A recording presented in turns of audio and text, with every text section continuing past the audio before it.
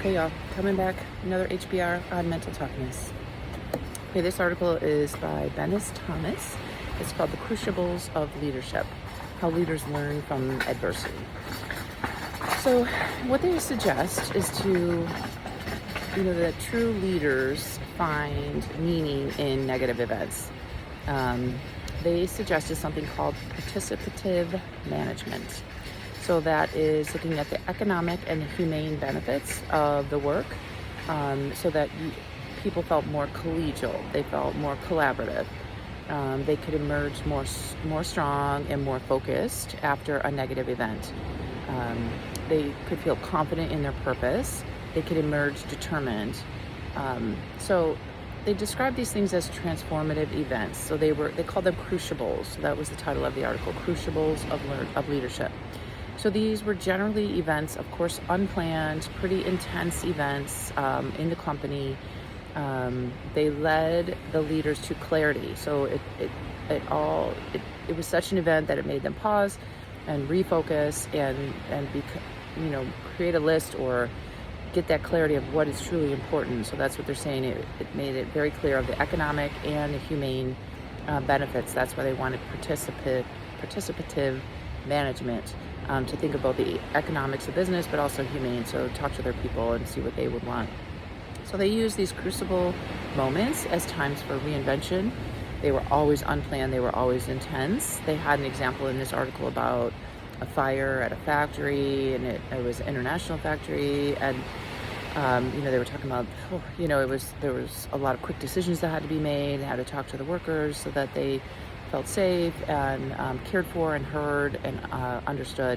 So generally these crucible events, are trials or tests of the leadership, and they give them time for a deep time for self-reflection, to examine their deep values and to maybe make sure they don't have any assumptions about things, that they're very clear, and they wanted to get rid of loose judgment. So what the word that they described was neoteny. So it's neotony. The word is like having that youthful exuberance or wonder. With neuroscience, I always love to share the concept of brain wonder, that we just stay curious about the brain as leaders, because if we do, we open ourselves to find new strategies, to be new leaders, maybe to look at something from a new perspective. So I also love the idea of brain wonder.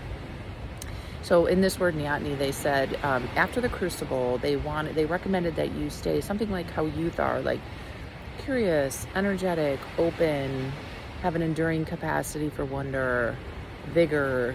So after these huge events, they found some positive emotions because it helped them to clarify what was really important to their company.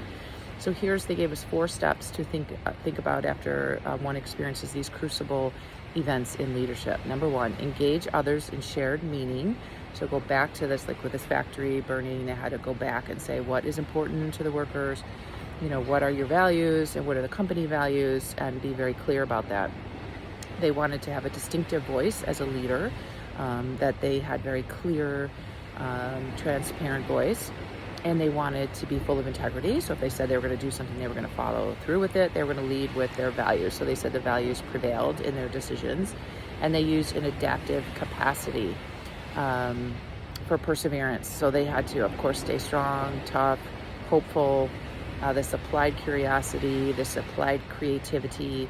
So those are really tough when it's an emergency in the company to get to that level. So that's what they recommended. Number 1, engage others in a shared meaning, because you'll get to a deeper level neuroscience-wise if you can get to the deep part of the brain that is it's nonverbal, but it's like our purpose center. So we hear Simon Sinek talk about that a lot, about our why. Why do we do things, our purpose, the meaning in life. If we can get to that, that's when you really have the buy-in from people and yourself. If you can share that with others, what your deep sense of purpose is.